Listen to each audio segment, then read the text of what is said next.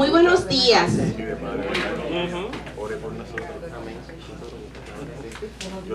Bienvenidas y bienvenidos.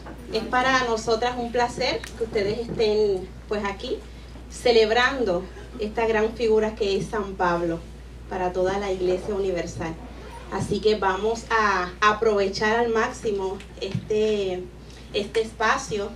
Esto de verdad que es un regalo pues muy bonito de Dios.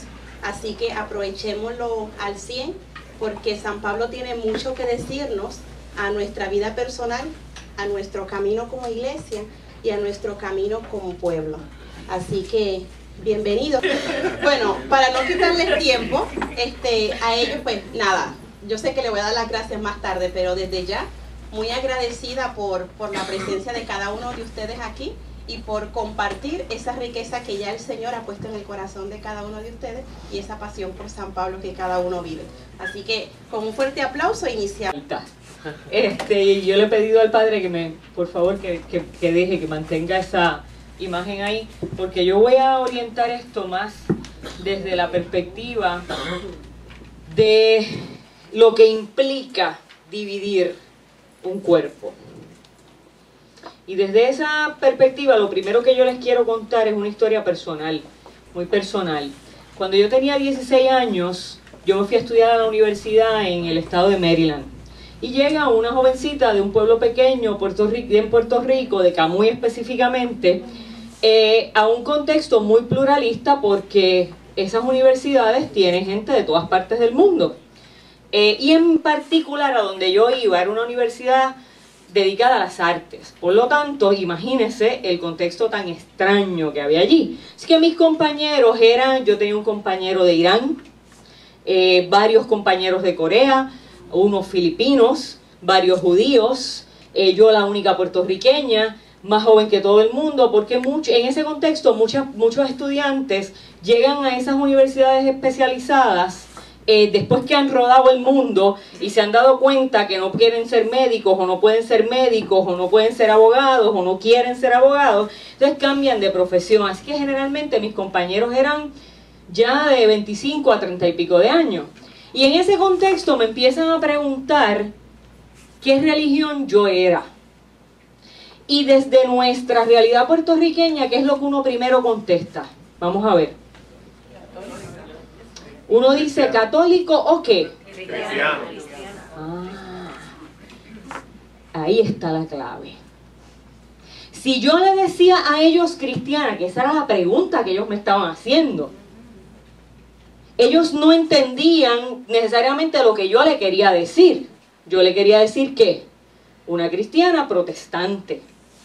Ellos no iban a entender eso. Así que con el tiempo, bastante rápido, yo me di cuenta que mi respuesta tenía que ser específica o simplemente decir cristiana, que es lo que yo era. Así que a los 16 años yo empiezo a toparme con la realidad que hablaba el Padre, que nosotros vivimos en un insularismo que hace que nuestra realidad, valga la redundancia, sea muy pequeña. Así que nosotros aquí dividimos nuestra realidad de fe cristiana entre católicos o qué, o protestantes, y los protestantes a veces, con el perdón de mi compañero aquí, nos creemos que tenemos el cristianismo por el mango, y otras veces, con el perdón del Padre aquí y de todos los que nos invitan, nos pasa también o les pasa también a otras confesiones de fe como los católicos. Y entonces ahí empezamos a apropiarnos de algo que, ¿saben qué? Que si nos dejamos llevar por Pablo, ¿de quién es? De Cristo. Así que en ese contexto yo empecé a darme cuenta que yo tenía que trabajar con mi concepto de quién yo era y cuál era mi identidad religiosa. Y ahí encontré y descubrí que yo a todo el mundo le decía cristiana. Si ellos querían indagar un poquito más y saber a qué iglesia yo asistía o dentro de qué marco de doctrina yo me sentía más cómoda, pues entonces yo le daba explicaciones. Así que desde esa realidad yo tengo que mirar este texto bíblico y miro esa pregunta que nos lanzaron aquí, que nos lanza el apóstol: ¿acaso está Cristo dividido? Y mire, nada mejor que esta imagen para introducir lo que yo quiero decirle. Espérate por acá. Ahí. Una imagen de Cristo dividido, al construirla en nuestra mente de forma visual, y el Padre me hizo el favor de traerla allá, debe darnos terror.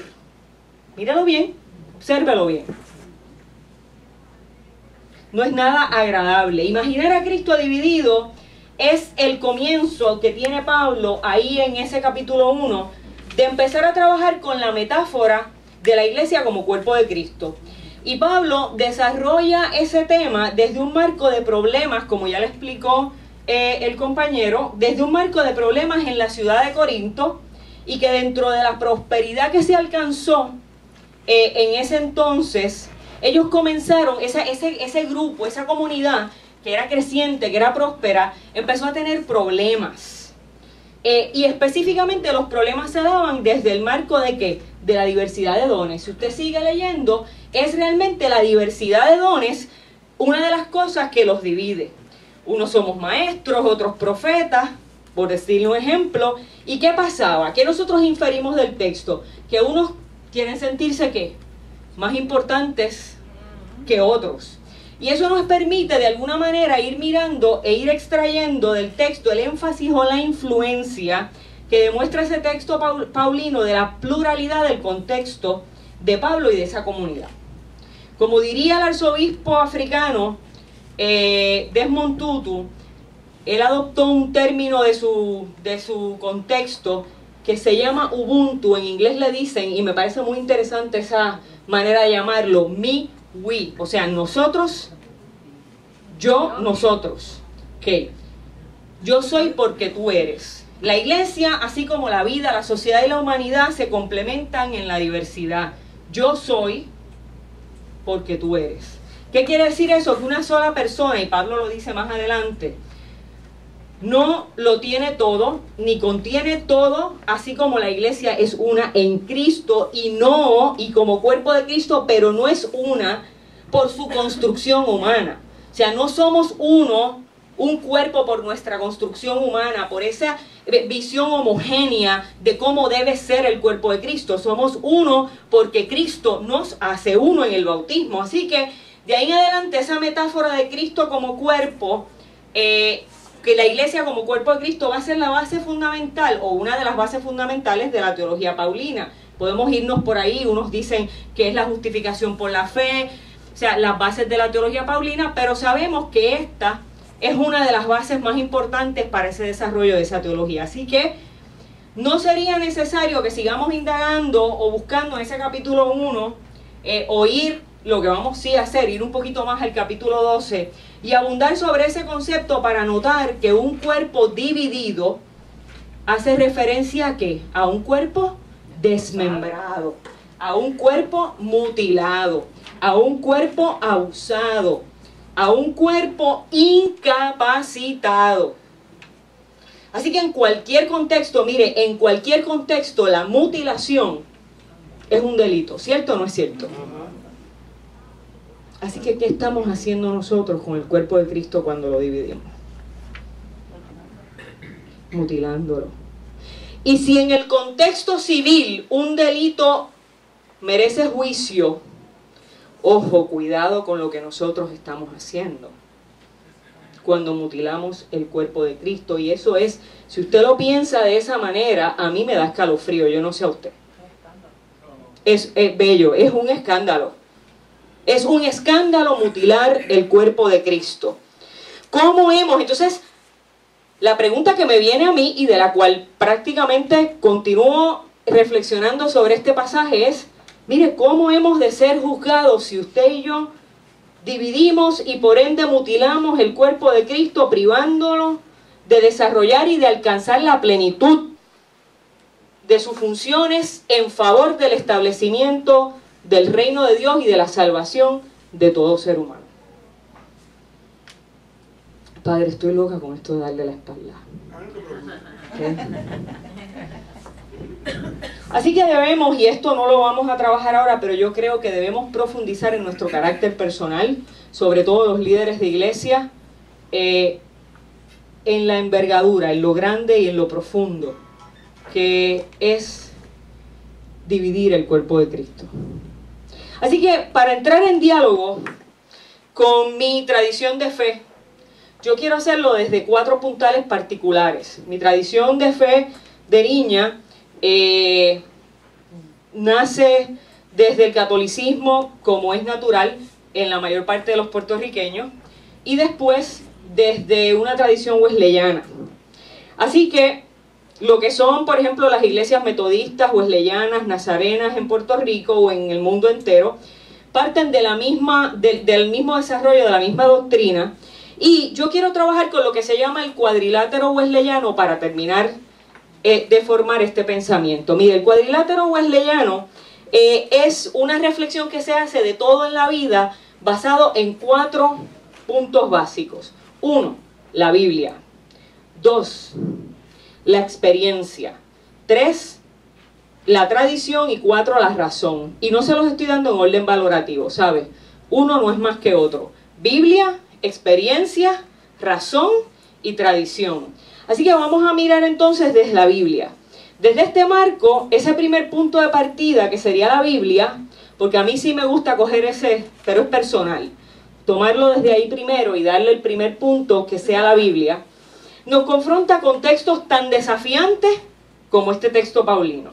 La plenitud de la iglesia se alcanza ¿en qué? ¿Qué nos enfatizó el Padre? En la unión, no en la separación. Y desde esa plataforma el mismo texto nos transporta a una ciudad muy metropolitana en Corinto, que en alguna medida se parece un poco a nuestra realidad contextual hoy día.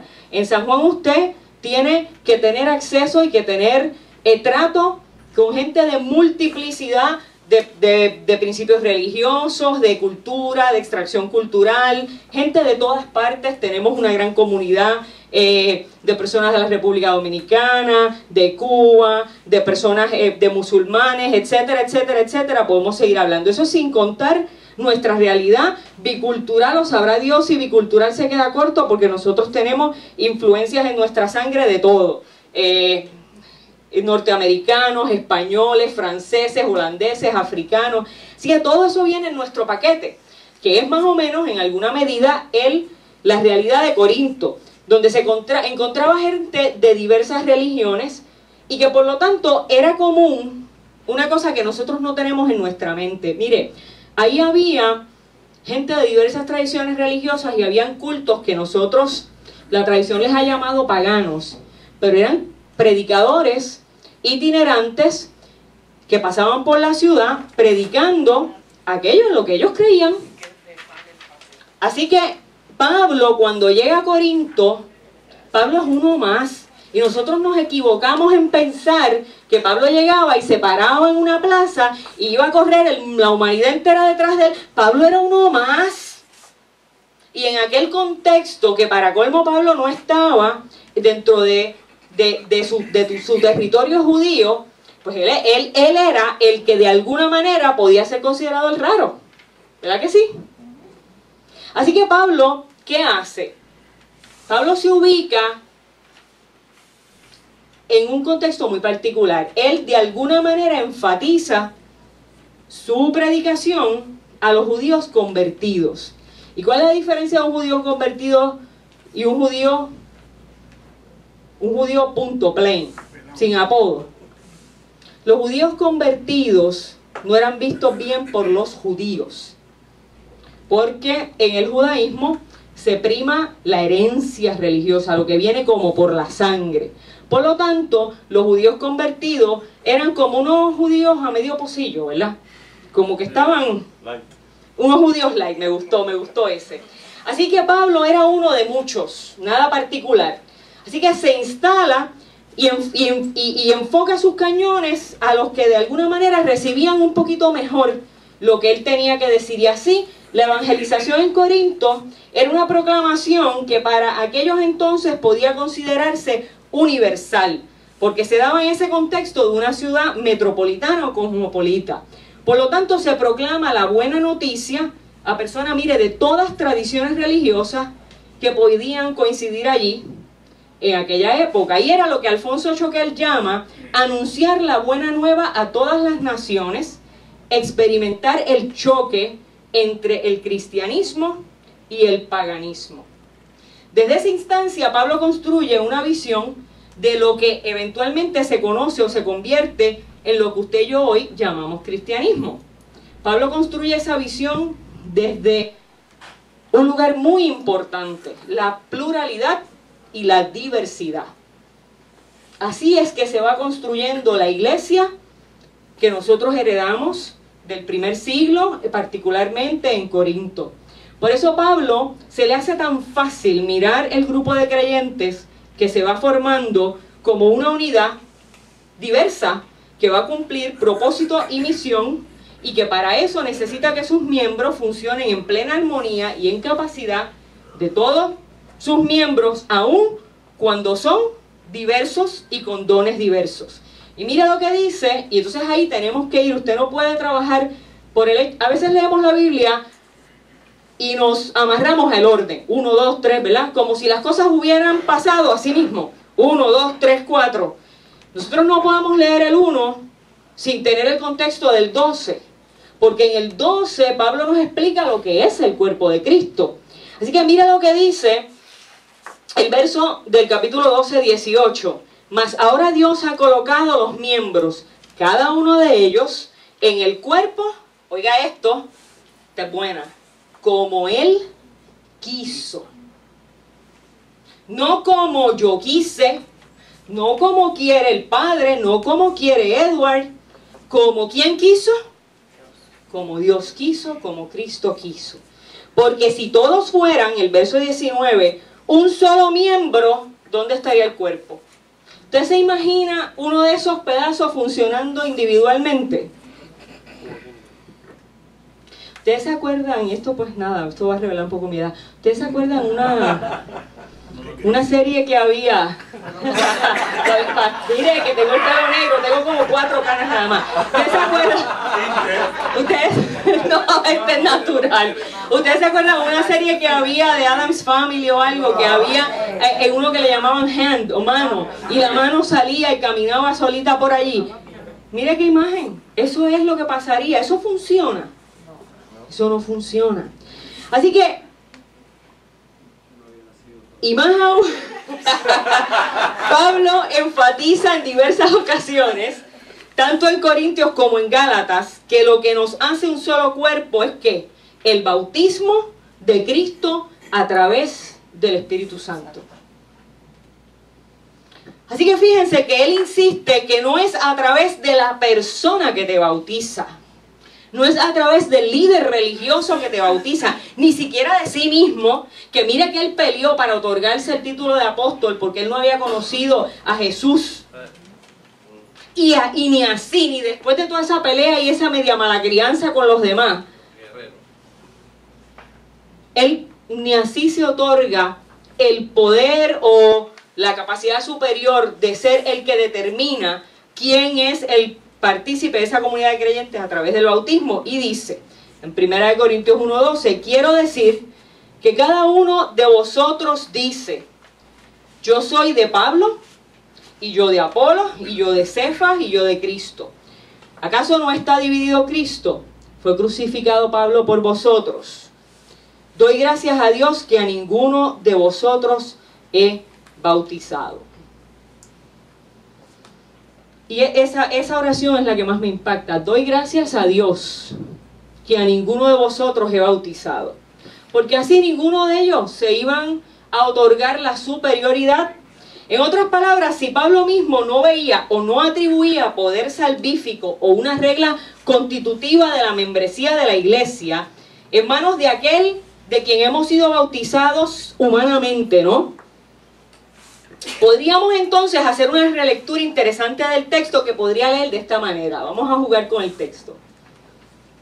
Quiere decir que cada uno de vosotros dice, yo soy de Padre Pedro, en lugar de Pablo. O yo soy del Pastor Edward, en lugar de Apolos.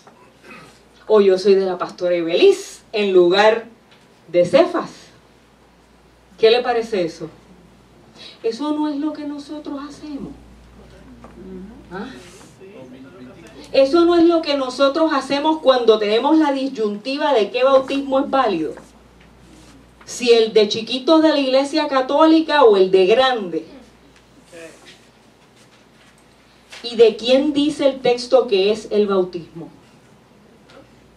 Que nos constituye cuerpo de Cristo. De Cristo a través del Espíritu Santo. Porque por un solo Espíritu fuimos todos bautizados en un cuerpo, dice el verso 13, sean judíos o griegos, sean esclavos o libres, y a todos se nos dio a beber de un mismo Espíritu. Además, el cuerpo no es un solo miembro, sino muchos, y eso amplía después que dice, no solo judíos ni griegos, dice mujeres, hombres, esclavos, libres, ¿ah? Sin ir a los evangelios, porque si vamos a los evangelios no nos vamos, que es la fuente principal para construir nuestra doctrina, para conocer nuestra misión conforme a los anhelos de Dios para con nosotros. Yo voy a citar el autor Pedro Casaldáliga y le voy a hacer promoción aquí a las hermanas, un libro excelente que está aquí que se llama Espiritualidad de la Liberación, en el que tan magistralmente él resume el asunto desde un concepto que él le llama macroecumenismo. Y lo voy a citar. Lo importante en última instancia no será el ser o no ser cristiano. Lo importante en última instancia será vivir como Jesucristo, optar por lo que Jesucristo optó, trabajar por el reino, diríamos los cristianos. Y cierro la cita. Y partiendo de ahí, claro está, de esa premisa de Casaldáliga, la cual muchos compartimos, quiero aclarar lo que él conceptúa como reino. Es aquello por lo que Jesús luchó. La paz, la justicia, la fraternidad, la libertad, la vida, el amor entre todos los hombres y mujeres y la comunión de ellos y ellas con su Dios. Así que si ustedes lo quieren comprar, ese libro está allí, es un libro verde.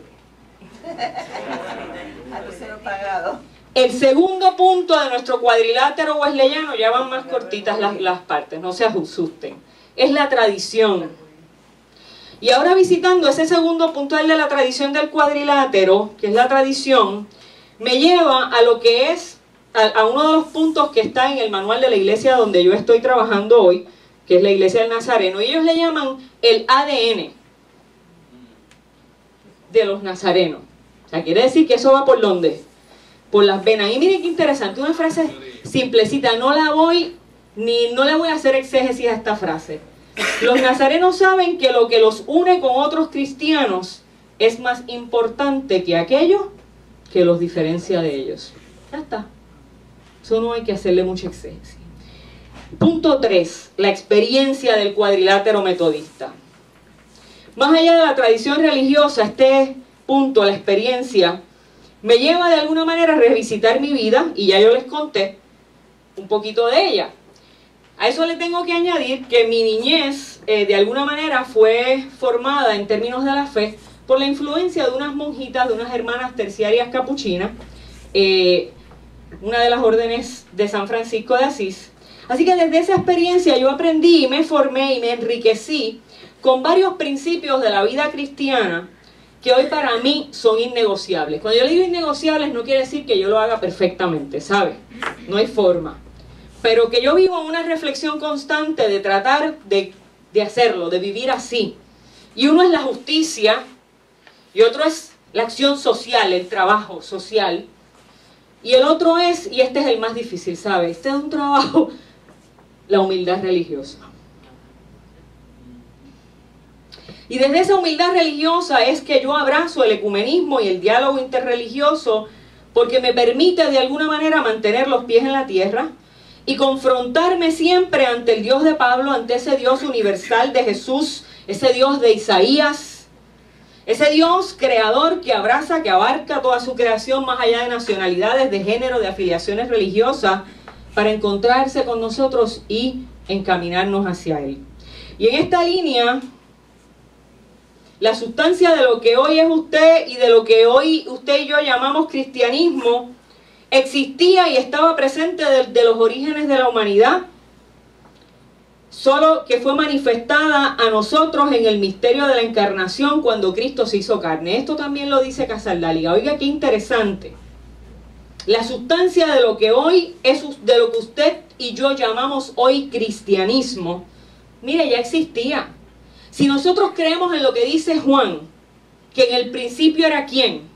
El verbo, y que el verbo era con Dios y que el verbo era Dios, el principio de lo que usted y yo llamamos hoy cristiandad, ya estaba, y estaba para toda la humanidad, y solo que se manifestó una vez Cristo abraza ese misterio del ecumenismo, de la encarnación, que es cuando se hizo carne. Así que de esa experiencia y de mi inmersión particular en un contexto totalmente ecuménico e interreligioso, yo llevo años trabajando como capellán institucional en el Hospital San Francisco y en el piso de behavioral, de salud mental en Pavía, de Atorrey. Y son unos escenarios muy retantes, porque ahí usted va a trabajar con la fe de cada persona. Usted no va a hacer ningún tipo de proselitismo. Usted va a servir a cada cual y ayudar a que dentro del sufrimiento de cada persona, ellos puedan encontrar desde su fe como su concepto, su realidad de Dios, como esa visión de Dios le ayuda a obtener las herramientas que necesita. ¿Para qué? Para salir de su crisis. Y ahí entonces se nos rompen los esquemas, y ahí es donde el ecumenismo, y ahí es donde el diálogo interreligioso cobra vida, porque mira, es muy fácil ser padre o ser pastor dentro de su parroquia, donde prácticamente todo el mundo camina dentro de una visión homogénea, miren, y eso no es verdad, ellos no caminan dentro de una visión homogénea, pero por lo menos a nosotros nos hacen la película de que creen lo que uno le dice. ¿Dije algo malo? No. Lo que pasa es que sabemos de qué está hablando. Ah, ok, chévere. Por eso nos sonreímos. Le hacen a uno la película de que creen, y bueno, y entonces le saludan bien chévere en la puerta, y que eso que usted dijo tremendo, y después obviamente pues se van y todas las teologías subyacentes de la cultura o de lo que sea afloran en su vida por la calle, entonces después vienen destruidos otra vez a una consejería o algo, pero esos son otros 20 pesos, estamos hablando ya no podemos quedar ahí. Así que desde esa realidad y desde otras experiencias a las cuales Dios me ha llevado, y aquí se encuentra una compañera que es la presidenta de la Mesa Nacional del Consejo Latinoamericano de Iglesias en Puerto Rico, hemos compartido escenarios de ecumenismo muy enriquecedores, y eso es algo que yo le agradezco a Dios, esa oportunidad, porque nos amplía los horizontes y nos enseña de una manera muy particular a ver a Dios, trabajar en escenarios diversos y a darnos cuenta cuán chiquitos somos y muchas veces cuán insignificantes con estas teologías y estas palabras de grandeza y de grandeur que creemos que tenemos a Dios agarrado por el mango. En ese tipo de contexto, de experiencias que nos mueve el piso, regresamos a las palabras de Pablo a través de Cristo y del Espíritu Santo, y dejamos de llamarnos judíos o griegos, católicos o protestantes, libres o esclavos, blancos o negros, hombres o mujeres, para constituirnos todos en un solo cuerpo que busca alcanzar la salvación y plenitud en esta vida tanto como en la venidera. Y en ese cuadrilátero ven que me falta uno, y es la razón. La razón tan peleada por mucha gente. Unos somos tan carismáticos y espiritualistas que creemos que la razón daña todo lo que tiene que ver con Dios. Otros somos tan racionales que no dejamos que el Espíritu de Dios se manifieste en otros caminos más emotivos o más intangibles. Pero finalmente, para mí, dentro de ese cuadrilátero, la razón es la que nos permite reunir y analizar desde esta perspectiva paulina este tema. Y como dice la autora de un libro que también está aquí, se llama Pablo no era cristiano, la doctora y profesora de ascendencia judía Pamela Eisenbaum, la orientación teológica de Pablo hacia el mundo nos puede ayudar mucho cuando pensamos sobre el pluralismo religioso. Pablo se confrontó con el problema de las diferencias humanas en sí mismo, judío, tanto antes como después de haber conocido a Cristo, porque eso es un error nuestro. Pablo era judío y siguió siendo judío. Judío no solo era un estatus de preferencia e ideología religiosa, era también un asunto de nacionalidad. Pero viviendo en un contexto greco-romano de total diversidad religiosa y cultural que lo obligaba a buscar la manera de comunicar el conocimiento, oiga esto qué lindo, del Dios único. Porque obviamente él venía en una visión de un Dios que monoteísta, un solo Dios, y estaba allí con aquel revolú de predicadores itinerantes a lo loco, donde cada uno hablaba de uno, de dos, de tres, de 10, de 20, de solo Dios sabe cuántos dioses. Así que en ese mundo totalmente plural, vivía Pablo sin dejar de validar la realidad formativa de cada cual. ¿Ok? Así que cuando Pablo dice que no existe judío ni gentil, ni libre ni esclavo, ni hombre ni mujer, tiene que hacerlo desde el cuerpo de Cristo, con múltiples miembros de apariencia y función diferente, caminando hacia un fin común.